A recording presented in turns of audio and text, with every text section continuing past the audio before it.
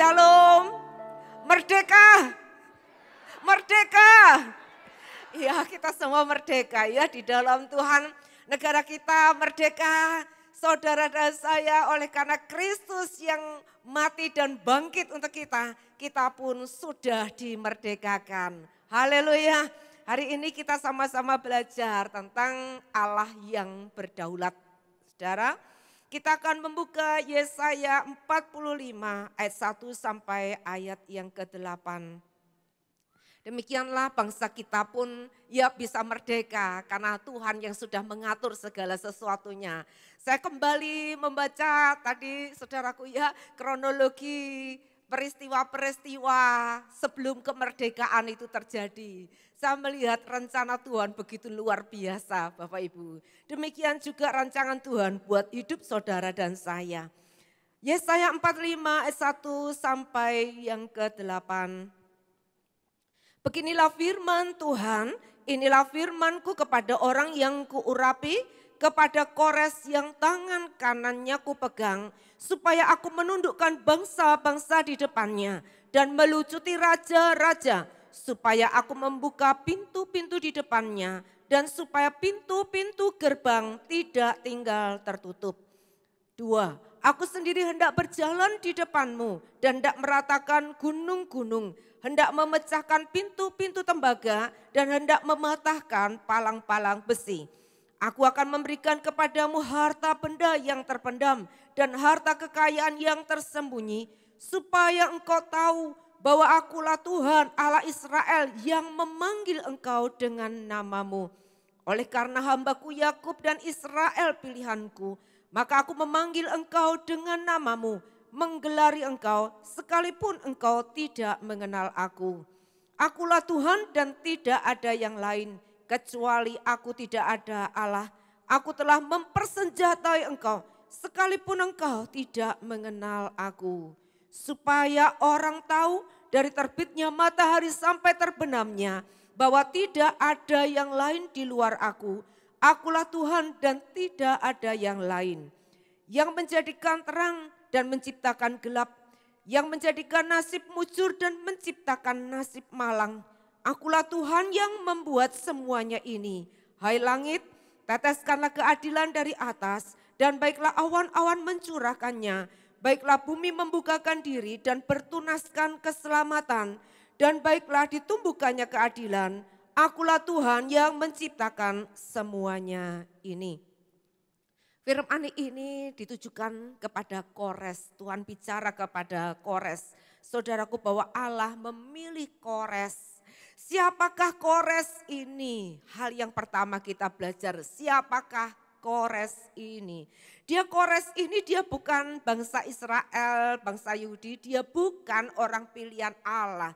Tapi dia adalah pemimpin bangsa yang menyembah berhala.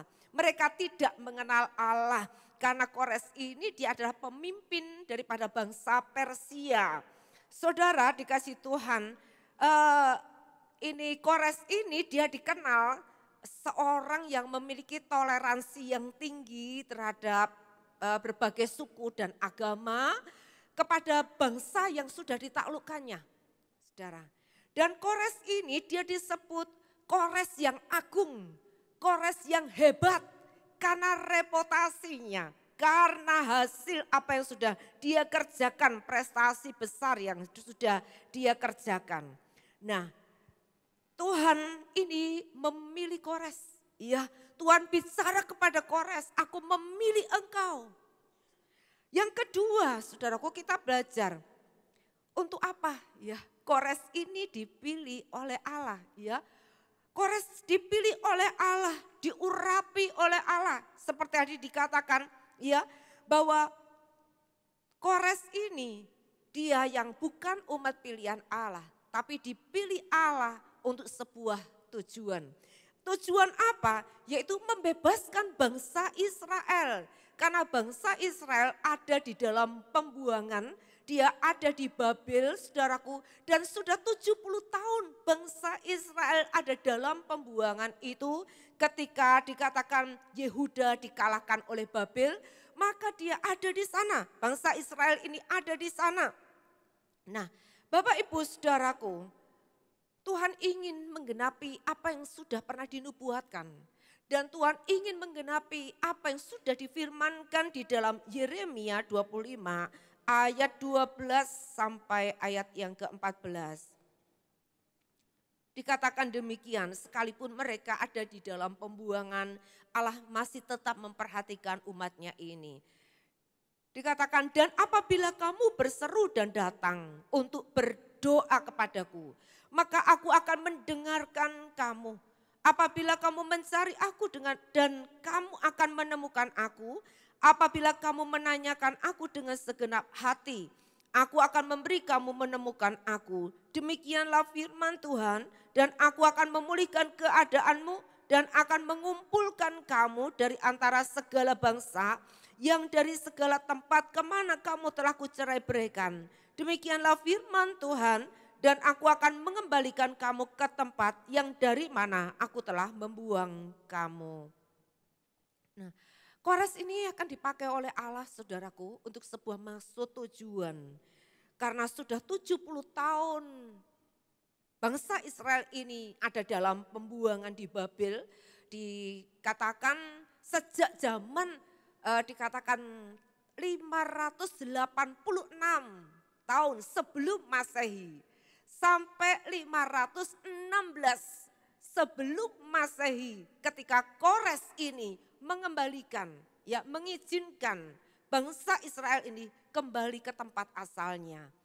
Dan Kores ini mengizinkan di mana supaya bangsa Israel kembali diizinkan untuk membangun kembali tembok Yerusalem yang sudah roboh. Membangun kembali bait suci yang ada di sana. Saudaraku dikasih Tuhan, nah seringkali kita berpikir saudara, nah kenapa Kores yang dipilih Tuhan? Kita seringkali juga membatasi Tuhan. Kalau kita melihat mungkin dalam situasi keadaan kita melihat dengan cara pikir kita, orang yang dipakai Allah itu adalah orang-orang tertentu. Orang diurapi Tuhan itu adalah pasti orang pilihan. Di zaman perjanjian lama saudaraku, orang diurapi itu adalah orang pilihan Tuhan dengan tugas-tugas yang tertentu yang Tuhan sudah siapkan. Dia diurapi Tuhan. Tapi ini Kores, dia diurapi oleh Tuhan. Ternyata Bapak Ibu Saudaraku, di dalam Alkitab pun Tuhan bisa melakukan apapun karena dia Allah yang berdaulat. Dia bisa pakai siapapun. Dia bisa pakai orang yang tidak seiman. Iya, dikatakan bangsa yang nyembah berhala. Tuhan bisa pakai musuh kita, saudaraku, menjadi alat Tuhan. Jadi saudaraku, ternyata Tuhan itu bisa pakai siapapun juga. Kedaulatan itu adalah milik Allah secara mutlak, saudaraku. Oleh sebab itu mari kita mau belajar, saudaraku. Kalau kita berpikir dengan Tuhan, jangan pakai logika kita. Dia melampaui segala sesuatunya. Ya, di luar pemikiran, di luar logika kita. Cara-cara Tuhan, jalan-jalan Tuhan untuk setiap kita. Firman Tuhan berkata, saudaraku, buat setiap kita ini. Bahwa kita adalah orang-orang, kita orang yang dipilih Tuhan, kita juga orang yang diurapi Tuhan. Tapi siapkah kita dipakai oleh Tuhan? Mungkin saudara, mungkin anak saudara, keluarga saudara. Siapkah kita untuk dipakai oleh Tuhan? Saudaraku, yang ketiga kita belajar. Kalau Tuhan memilih, Tuhan mengurapi, Tuhan memakai. Pasti saudaraku, Tuhan sendiri yang akan memastikan keberhasilan. Tuhan memastikan keberhasilan Kores yang sudah dipilih oleh Tuhan ini. Untuk menjadi alat untuk sebuah tujuan. Mengembalikan bangsa Israel ini ke tempat asalnya. Membangun kembali tembok Yerusalem. Membangun kembali bait suci di sana. Karena waktunya sudah genap, 70 tahun mereka harus dikembalikan. Nah Bapak Ibu Saudaraku, ada begitu banyak rencana Tuhan yang besar yang Tuhan sudah siapkan untuk setiap kita Bapak Ibu, untuk bangsa kita. Maukah kita dipakai oleh Tuhan menjadi alatnya? Dikatakan di sini, ayat yang pertama tadi inilah firmanku kepada orang yang kuurapi kepada Kores yang tangan kanannya kupegang. Saudaraku, yang membuat Kores ini berhasil itu adalah karena pengurapan Tuhan dan karena penyertaan Tuhan. Kalau Tuhan bersama-sama dengan kita, siapa yang jadi lawan kita? Kalau Tuhan ada di pihak kita, siapa yang bisa melawan kita? Kalau Tuhan yang mengangkat kita, siapa yang akan merendahkan kita? Kalau Tuhan yang buka pintu, siapa yang dapat menutupnya? Nah, ini yang terpenting saudaraku dalam kehidupan kita. Tuhan berfirman kepada Kores bahwa aku mengurapi engkau. Aku juga yang menyertai engkau, memegang engkau dengan tangan kananku. Saudaraku, apakah kita juga yakin, kita percaya sebagai orang yang dipilih, kita orang yang diurapi, kita diperlengkapi oleh Tuhan. Kita adalah orang yang selalu disertai oleh Tuhan. Kapanpun, saat apapun juga, dia gak pernah tinggalkan, dia gak pernah biarkan kita.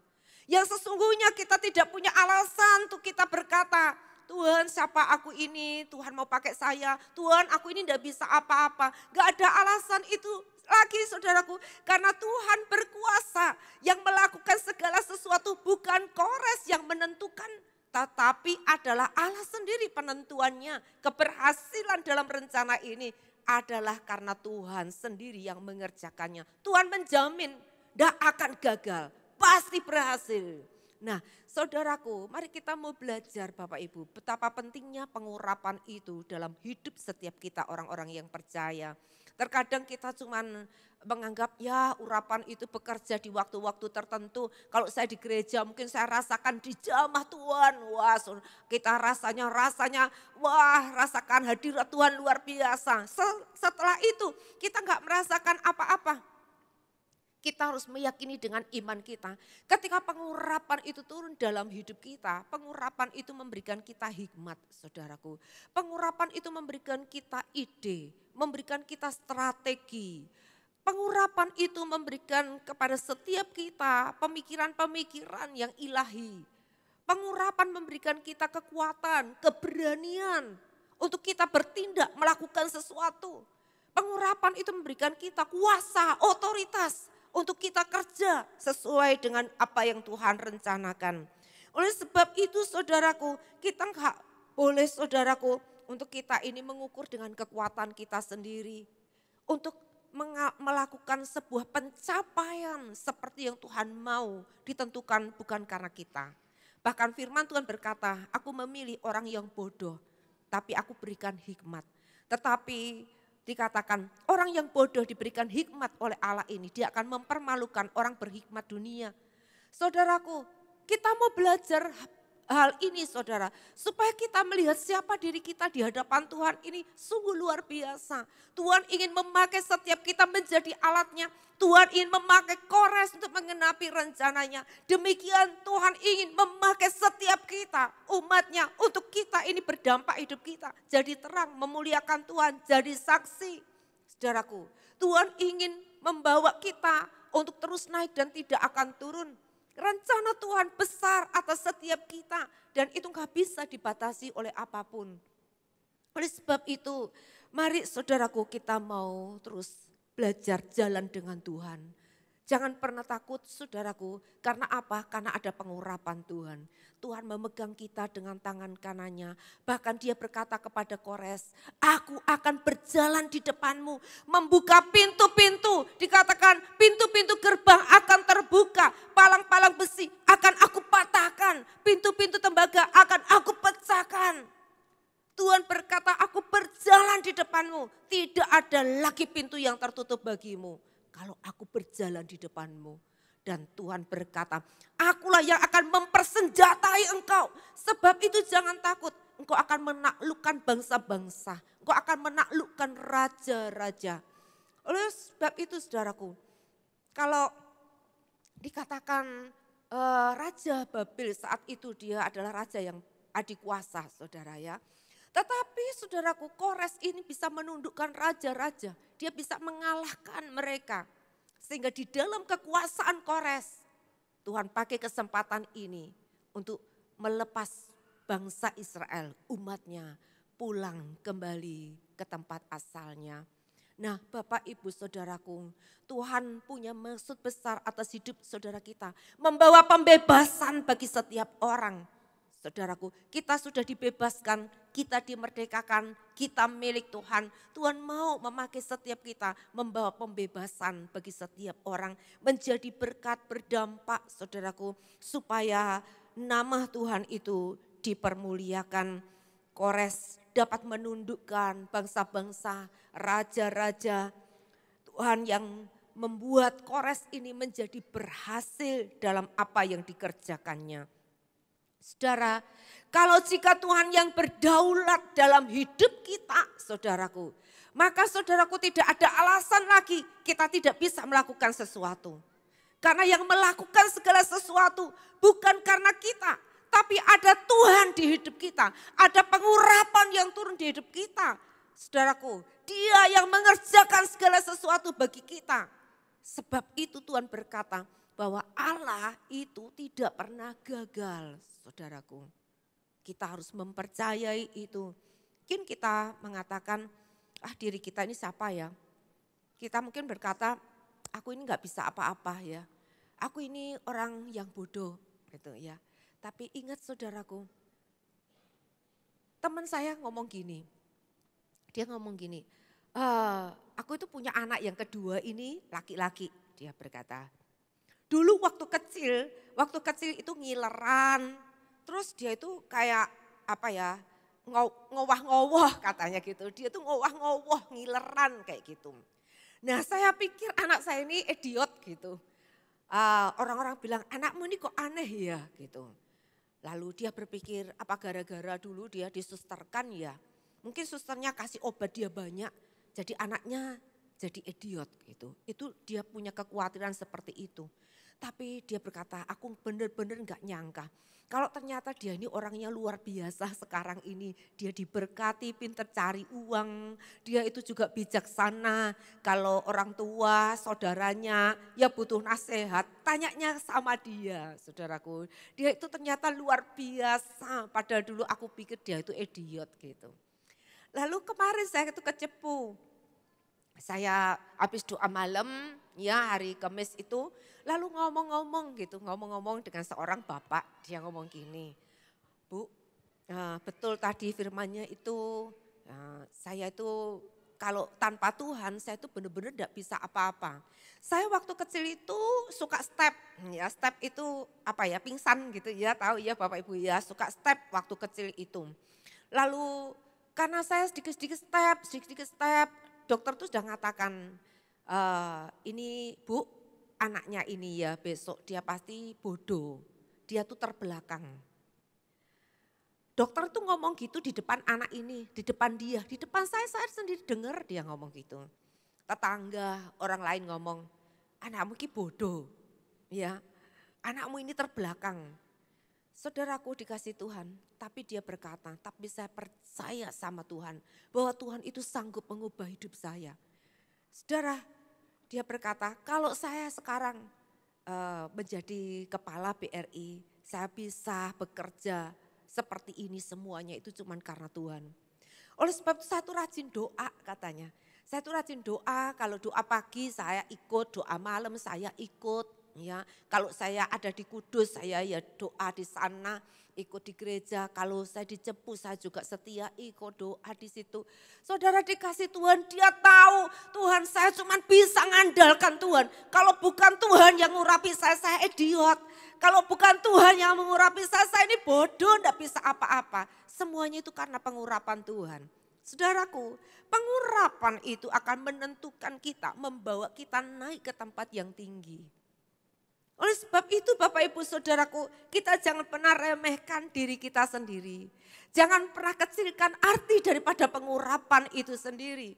Karena pengurapan itulah yang memberikan kita ide, strategi, ya. Pengurapan itulah yang memberikan kepada kita segala rahasia, saudaraku, yang akan Tuhan singkapkan buat kita. Oleh sebab itu, hal yang keempat yang kita belajar itu bahwa Tuhan itu dikatakan ayat yang ketiga bahwa Tuhan itu menyediakan apa? Harta benda terpendam, harta kekayaan yang tersembunyi. Ya, Yesaya 45 ayat 3. Aku akan memberikan kepadamu harta benda yang terpendam dan harta kekayaan yang tersembunyi. Supaya engkau tahu bahwa akulah Tuhan Allah Israel yang memanggil engkau dengan namamu. Supaya orang tahu dari terbitnya matahari sampai terbenamnya bahwa tidak ada Allah lain di luar aku. Akulah Tuhan dan tidak ada yang lain yang menjadikan terang dan menciptakan gelap, yang menjadikan nasib mujur dan menciptakan nasib malang. Aku Tuhan yang membuat semuanya ini. Saudara, dikatakan di sini aku akan memberikan kepadamu itu harta benda terpendam, kekayaan yang tersembunyi. Apakah itu Bapak Ibu Saudaraku? Apa kita mikirnya, aduh kalau kita ini diurapi anak Tuhan, cinta Tuhan, nanti saya akan nemu emas bongkahan gitu ya. Mungkin kita gali-gali ladang, tahu-tahu ada emas bongkahan gitu ya, itu harta tersembunyi. Atau mungkin kita mikir ada harta karun kali ya gitu ya. Satu saat saya nunggu aja nunggu gak usah kerja. Nunggu mimpi, nunggu pewahyuan Tuhan. Kalau nanti Tuhan udah kasih saya mimpi, saya panggil tukang di mana, mungkin di kuburan kah di mana ya. Mungkin itu ada harta karun di sana. Saudaraku, ayat ini seringkali disalah mengerti. Firman Tuhan berkata, kalau kita tidak kerja jangan makan, kita belajar dari semut, saudara ya. Orang harus kerja, orang harus berusaha, saudaraku. Tuhan memberkati, Tuhan mengurapi, Tuhan memberikan strategi, ide yang baru, hikmat-hikmat yang baru. Saudaraku, yang tidak terpahami, yang tidak dimengerti. Nah, harta terpendam ini bicara tentang hikmat itu sendiri. Harta terpendam itu bicara tentang ide yang ilahi itu, saudara. Nah, ide yang dari Tuhan ini yang akan menuntun kita. Lakukan ini, lakukan itu. Kita seperti berjalan dalam ketepatan Tuhan. Dan harta terpendam itu dikatakan itu tersedia, sudah disediakan. Sudah ada, saudaraku. Disediakan untuk siapa? Untuk orang yang mengasihi Tuhan. Orang yang percaya, orang pilihan Tuhan. Disediakan hal ini, Bapak Ibu Saudara. Nah, seperti saya katakan tadi, maka dikatakan hikmat itu, pengurapan itu yang akan membawa kita naik.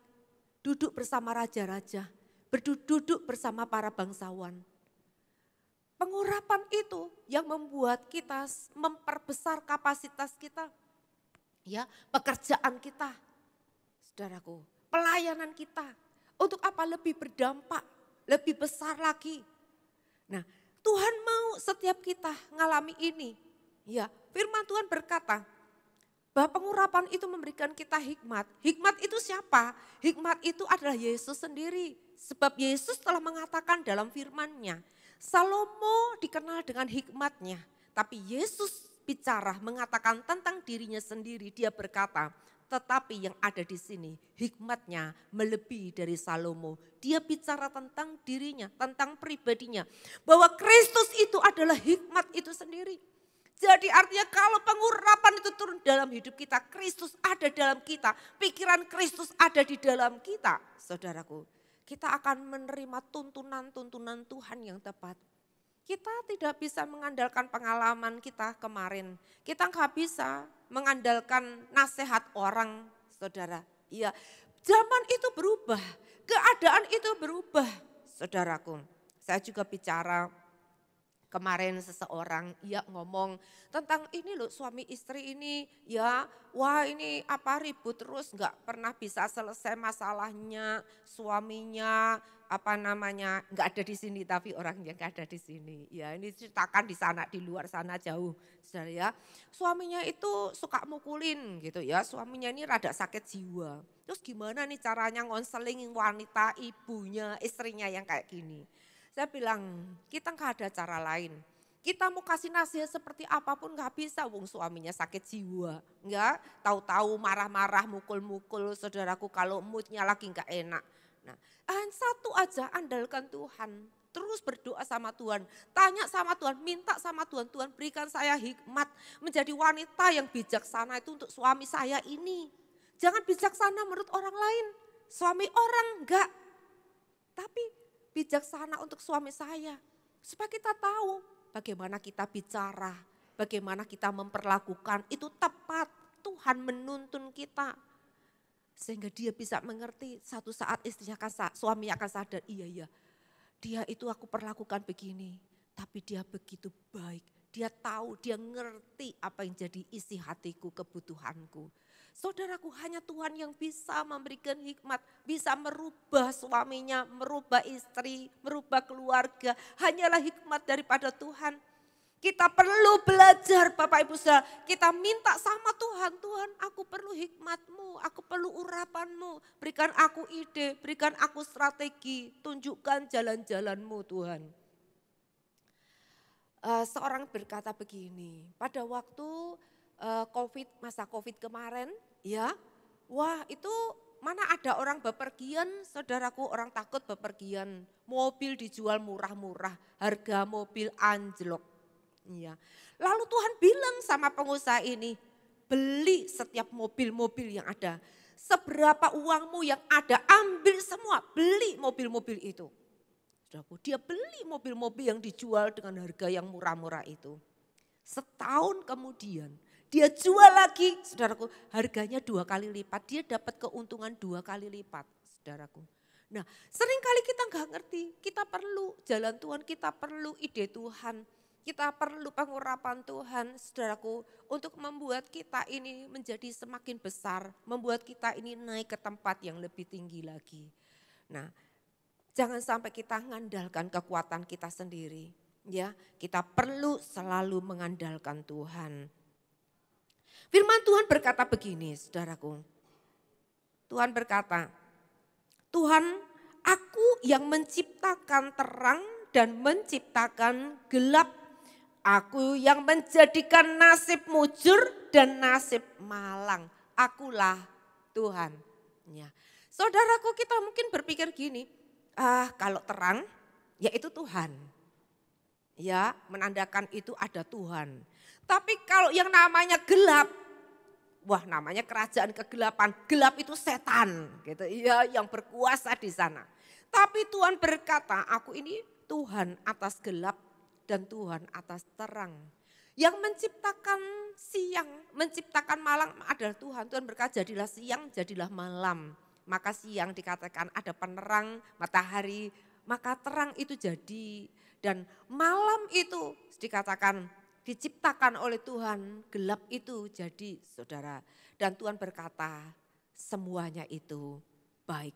Saudara, Tuhan ingin mengajar kita bahwa di dalam segala keadaan, situasi kita, baik itu masa-masa yang kita sebut ini masa yang baik, masa yang terang, masa-masa yang mudah, ataupun di masa-masa gelap, masa-masa yang sukar, penuh perjuangan, penuh air mata, penuh dengan tantangan.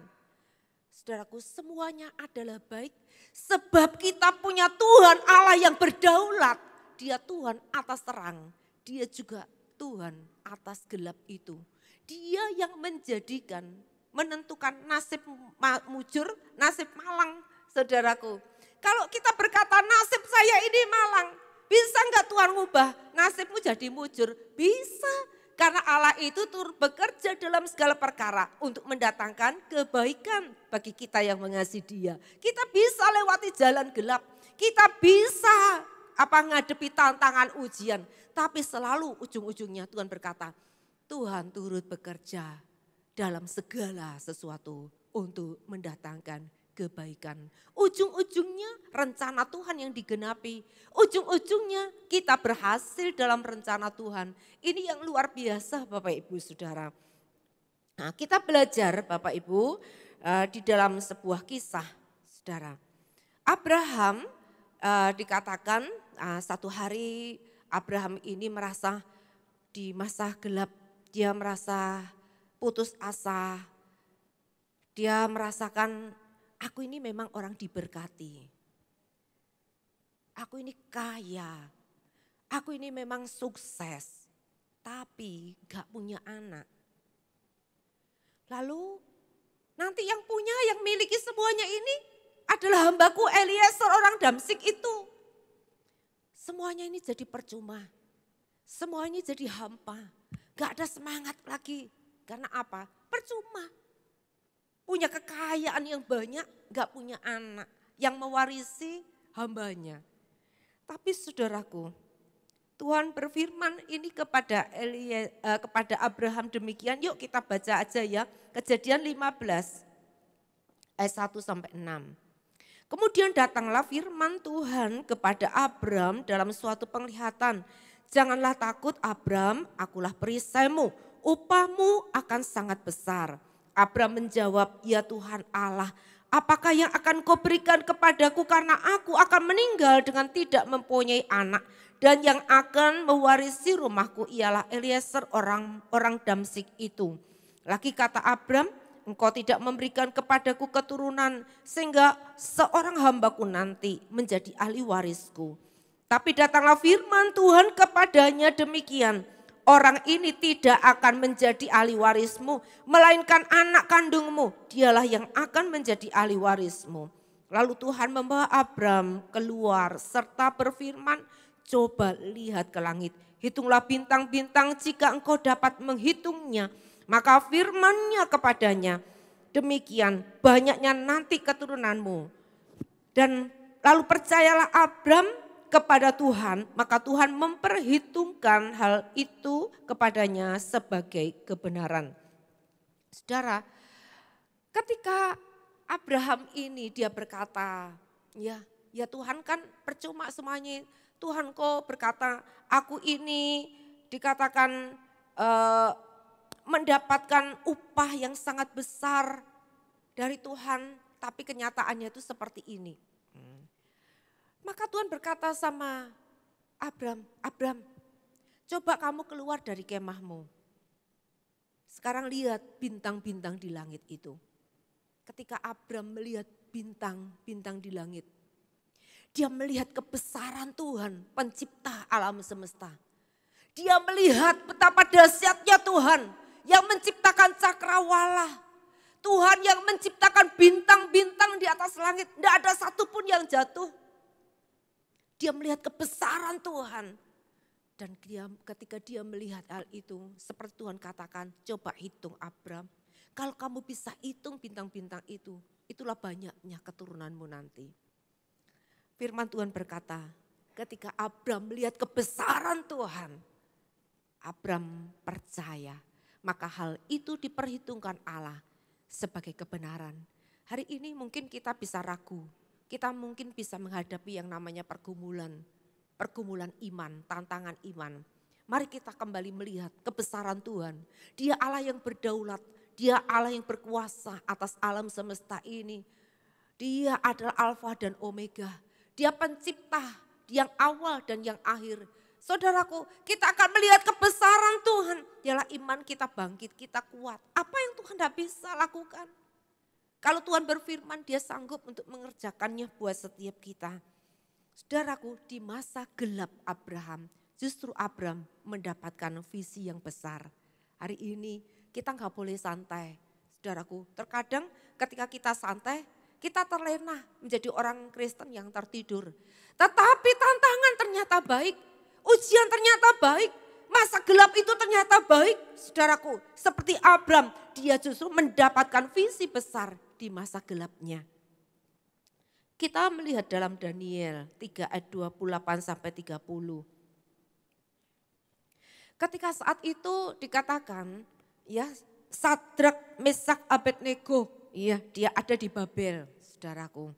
Saat itu Nebukadnezar membuat patung dan dia berkata, jikalau nanti terdengar bunyi-bunyian, suara gambus, redam, seruling dan sebagainya, ya darah setiap orang sujud menyembah patung yang didirikan Nebukadnezar. Tapi saudaraku, Sadrak, Mesak, Abednego ini, dia berkata sekali-kali tidak akan pernah menyembah patung. Karena dia hanya menyembah kepada Allah yang hidup saja.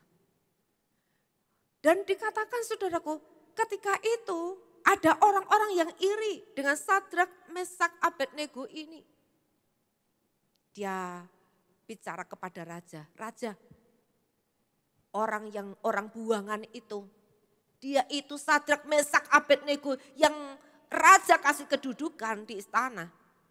Dia nggak mau nyembah patung yang Tuanku dirikan. Dia melanggar titah Tuanku Raja. Maka dia harus dimasukkan ke dapur api yang menyala-nyala. Dipanggil saudara Sadrak, Mesak, Abednego. Dan Raja berkata, sekali lagi aku kasih kesempatan sama kamu. Ketika kamu mendengar bunyi-bunyian, sujudlah menyembah patung itu. Karena Raja sayang, dia masih kasih kesempatan. Tapi mereka katakan, sekali-kali aku tidak akan menyembah patung yang Tuanku dirikan. Bahkan dia berkata, seandainya Allahku tidak meluputkan aku dari dapur perapian yang menyala-nyala itu. Sekali-kali aku tidak akan menyembah patung emas yang Tuanku dirikan. Saudaraku dikasih Tuhan, orang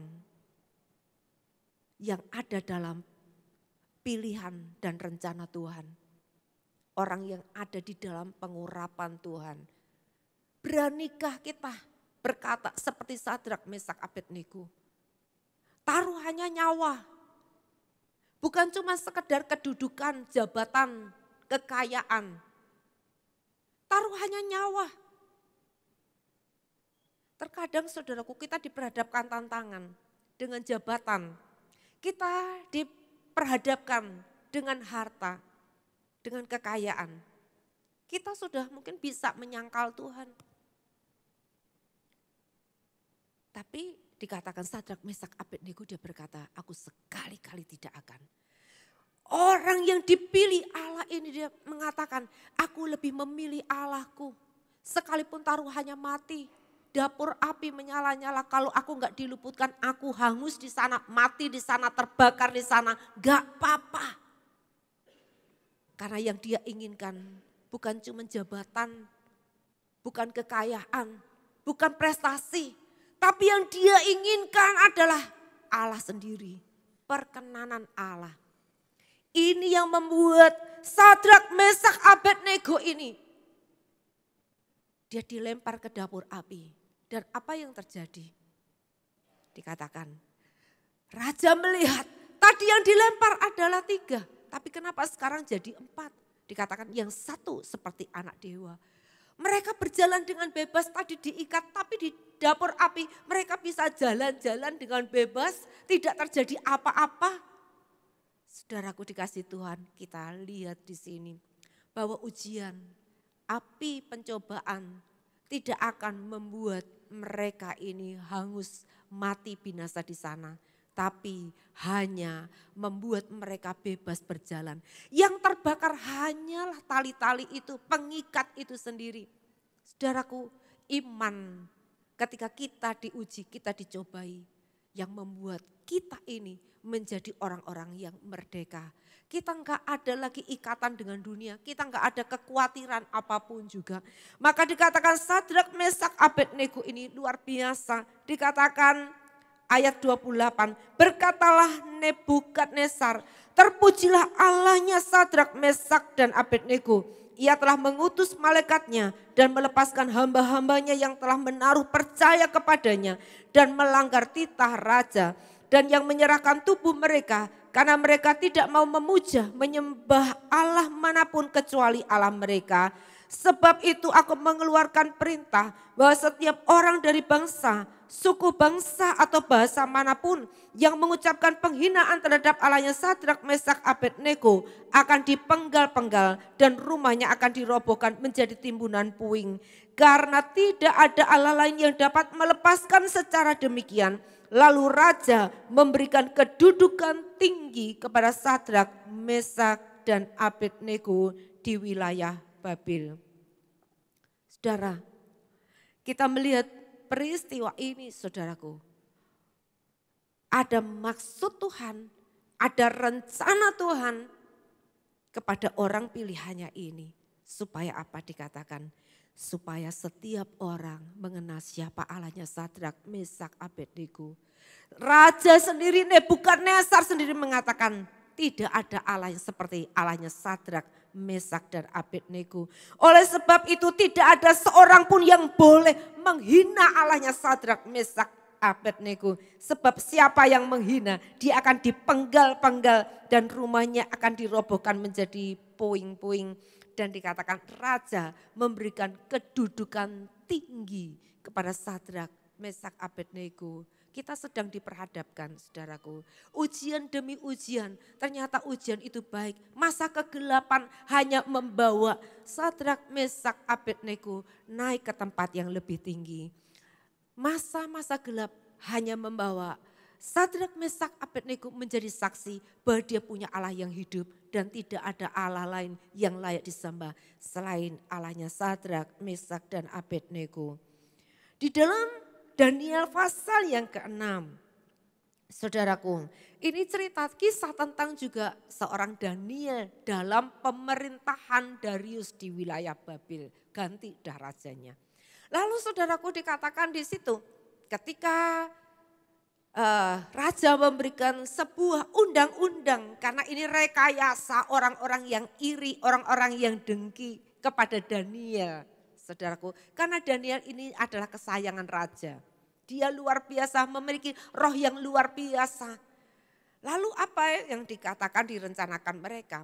Mereka datang kepada raja bilang, raja kami ini orang-orang bijaksana, kami ini sudah membuat sebuah perencanaan bahwa dalam 30 hari ini ya setiap orang dilarang untuk minta sesuatu, memohon sesuatu baik itu pada manusia maupun kepada dewanya. Kalau sampai mereka melanggar titah raja, mereka harus dimasukkan ke gua singa. Nah, karena mereka ini mau cari celah jatuhnya dan dia tuh gak ada selain ibadahnya kepada Allahnya. Oleh sebab itu ketika diumumkan, saudaraku, apa yang terjadi? Daniel mendengar, saudaraku, undang-undang raja ini. Apa yang dilakukan Daniel? Apakah dia berkata, ya wis aku yang biasanya naik ke loteng ke atas itu, aku sujud, aku menyembah Allah, berdoa, menyembah, memuji Allah. Gak usah dah, doa dalam hati aja. Tuhan itu adalah Allah yang tahu lihat hati. Kan doa itu gak harus berlutut, gak harus ngomong keras, gak harus muji nyembah dulu. Tuhan itu lihat hati. Dia bisa saja seperti itu Bapak Ibu Saudaraku. Wong cuman sebulan aja 30 hari.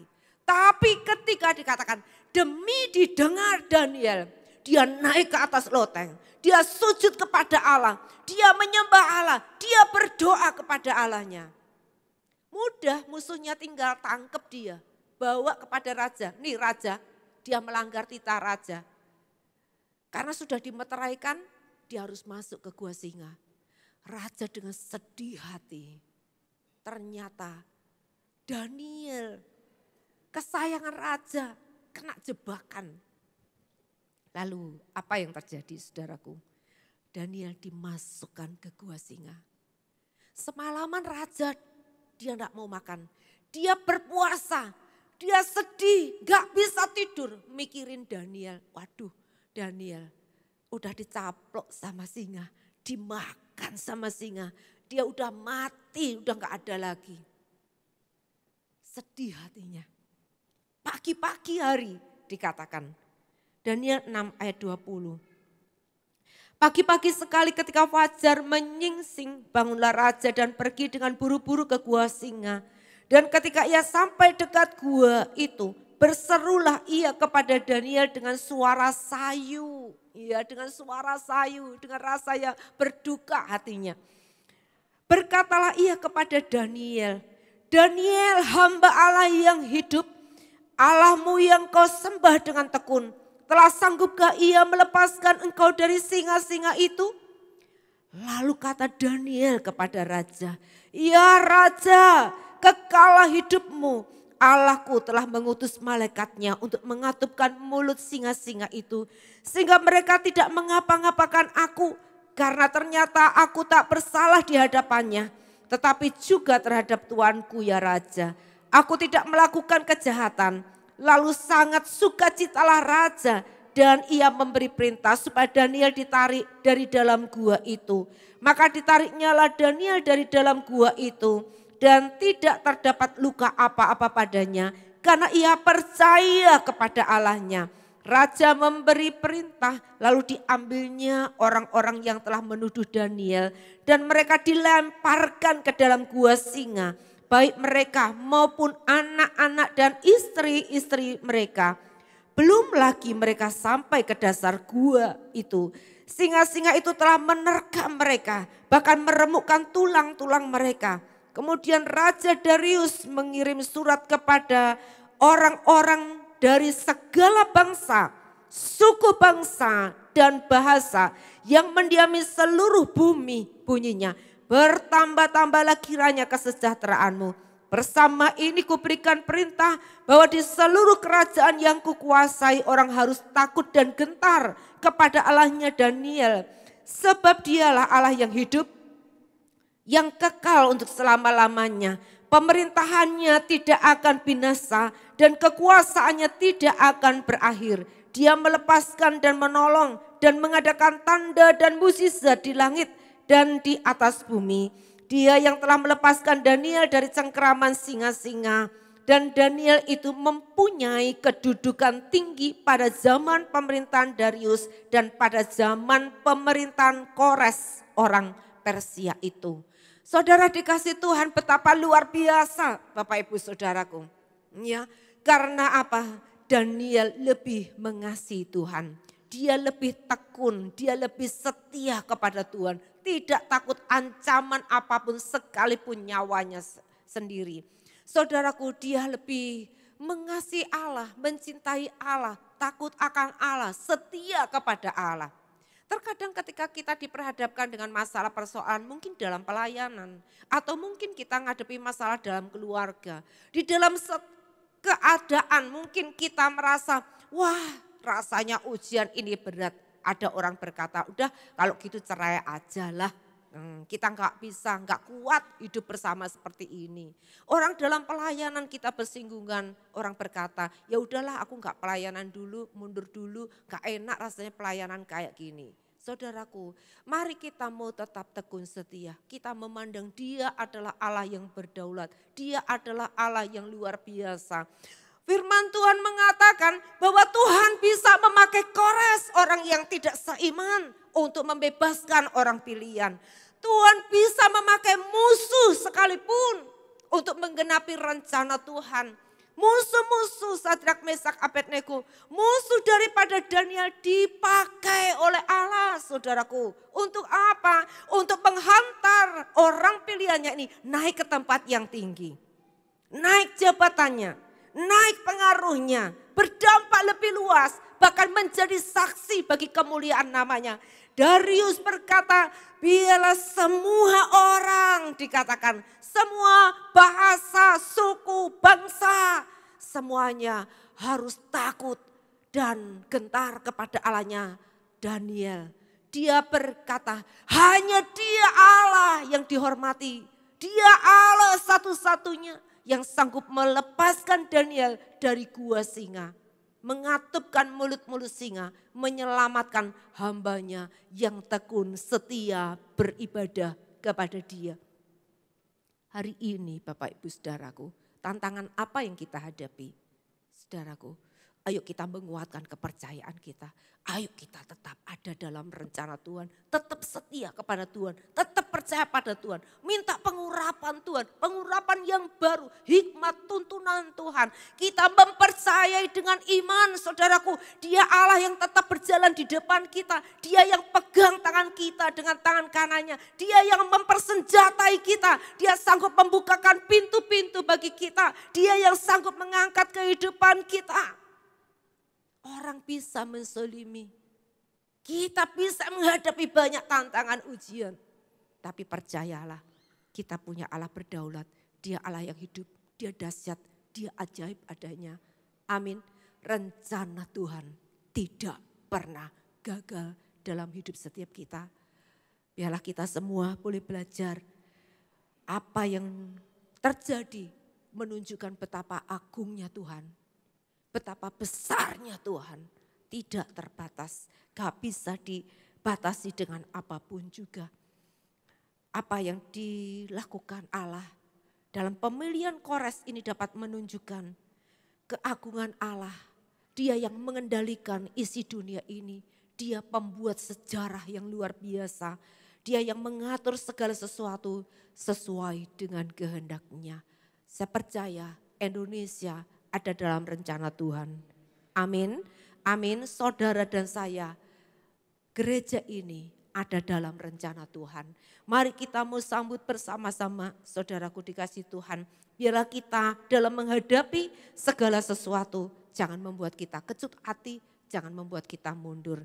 Biarlah dapur api boleh memurnikan iman kita.